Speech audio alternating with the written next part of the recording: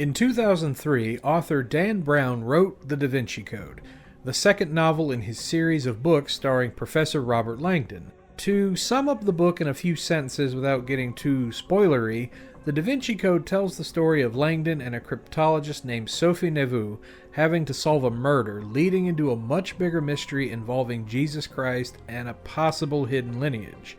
Needless to say, the book was a smash hit, selling millions of copies and translated into 44 languages. There is also a movie adaptation starring Tom Hanks and directed by Ron Howard that, while receiving negative reviews, was a blockbuster hit in its 2006 release. There's also the little thing about the book being denounced by most Christian denominations, but that's not why we're here. Releasing the same day as the film, the video game interpretation of the Da Vinci Code was released on the Big Green, developed by The Collective, who have worked on a few games that we've covered so far on the show, like the first Buffy the Vampire Slayer, Indiana Jones and the Emperor's Tomb, Star Wars Episode 3, and Mark Echo's Getting Up Contents Under Pressure. Personally, I enjoyed the Da Vinci Code film, and I need to go back and read the book eventually. But I'm curious to know how this adventure holds up as a game, especially when the dev team that made it is known mostly for their action-heavy titles.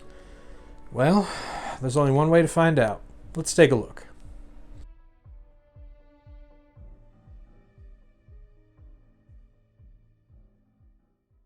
The plot of the Da Vinci Code the game is about as close to verbatim as the plot of the book.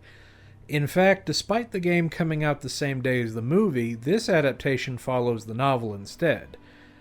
A murder has occurred at the Louvre in Paris when a mysterious monk named Silius kills the curator Jacques Saunière, trying to find an item that is needed to search for the Holy Grail. The police request Langdon to decode the message that Saunière left before he died. When Sophie Neveu, a police cryptographer, arrives at the scene, she explains to Langdon that the police believe he is the murderer, and they must figure out the code Saunière left for him, leading them on an adventure to discover one of the most stunning secrets in history. Like I said, this is a very simplified summary I'm giving, and only because I don't want to spoil too much to those who may not have read the book or have even seen the movie. Needless to say, the game does a good job following the plot. Being such a grand adventure in terms of the plot, it's no surprise that the game is a third-person adventure itself. As Robert and Sophie, you traverse through 9 chapters. 11 if you count the 2 bonus levels that let you check out the bonus features you unlock by finding collectibles and stages. You'll explore the areas and gather info and items in order to solve puzzles to progress. In some areas, you'll actually go into a first-person mode and search for items that's not too different from Shenmue. What's very handy is that any notes or info you read is saved into a database you can access at any time, which comes in handy for the puzzles because they're most definitely challenging, but a lot of fun. In another nod to Shenmue, QTEs are a big part of the Da Vinci Code, from pushing doors and moving objects.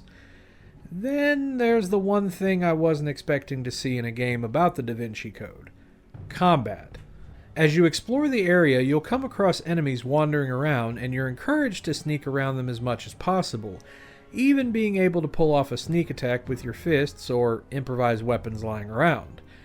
However, more times than not, you'll be discovered and be forced to fight. Combat, though, is handled very differently than previous games developed by the Collective. Instead of just getting into fisticuffs, there are 2 phases of combat. When you land a punch, you'll go into combat mode where you have 3 actions: attack, push, and throw. Pushing and throwing are simple enough. You press a button and perform the action. When you attack, though, you have to press a series of buttons in a QTE sequence in order to successfully hit your enemy. If you miss, or if the enemy hits first, you go into defense mode where you must press the correct button in order to not get hit. At first, the combat is unique enough to be interesting. However, after the 7th or 8th time you enter combat, you start to wish that it was just a simple beat 'em up instead. It also doesn't help that not only can other enemies interrupt your QTE sequence, but when you have Sophie or Robert with you as your AI partner, they can interrupt it as well, causing you to take more hits and more than likely lose your health going into a game over. Thankfully, there are health packs to pick up, and the checkpoints are decently placed, as well as being able to save any time. Regardless, the combat just feels underdeveloped and out of place in an adventure game like this, especially in what the game perceives as boss fights, like this part here for example, where you have to run away from Silius, pressing door buttons and performing QTEs while being shot at by what looks to be if Mr. X from Resident Evil 2 joined a monastery. It just doesn't work here.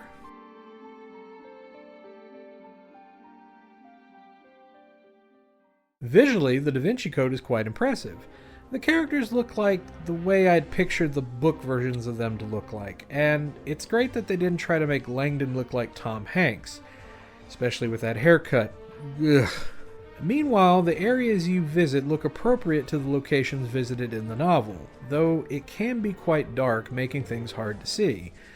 Sadly, there's no brightness option, so you may have to crank up that bar on your TV. I also have to say the soundtrack is also very well done, creating its own sweeping orchestral melodies and not just slapping the film's soundtrack onto the disc and calling it a day.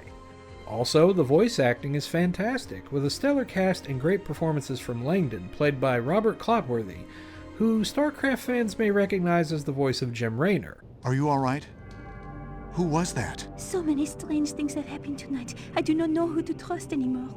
So, I must ask you first, who are you, and why are you here? My name is Robert, and I'm a friend of Jacques Saunier.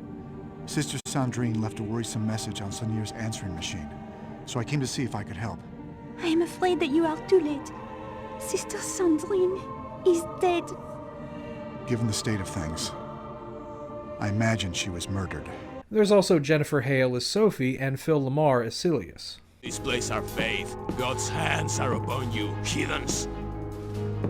Like you displaced Sister Sandrine? Is life not sacred to your religion? She was working against God. She scorned the work of Manus Dei, as did the Seneschal and that lying worm they call their Grandmaster.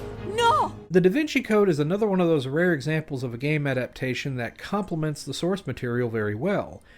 The adventure aspect and puzzle solving are very fun and worth experiencing, even if the clunky combat might throw players off. But if you can get past it, this is one of the best underrated adventure games you could play, without needing to wear a horrible hairdo. The Da Vinci Code was the last game the Collective developed before merging with Shiny Entertainment, you know, the Earthworm Jim guys, in 2008 to form Double Helix Games, makers of such great titles like Silent Hill Homecoming, The Killer Instinct Revival, and a few not so well received games, before getting absorbed again into Amazon Game Studios. Man, these guys just can't catch a break, it seems. Now, this isn't the last we'll be seeing of the Collective, as they did make one more game on the big green before the Da Vinci Code, and that's Wrath Unleashed. But we'll have to get to that one another time. Until then, this is the Dali Popka saying, as always, stay green, my friends. I'll see you next time.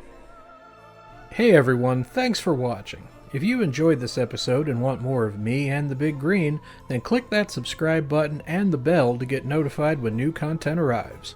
I want to say a special thank you to my patrons for helping not just the channel grow, but me as a creator. You have my forever thanks. If you're interested in the channel and would like to help it grow further, consider becoming a patron today. For the cost of a soda or an item on the dollar menu, you could help myself and the channel provide the best source of Big Green programming and more. Once again, all the thanks and love.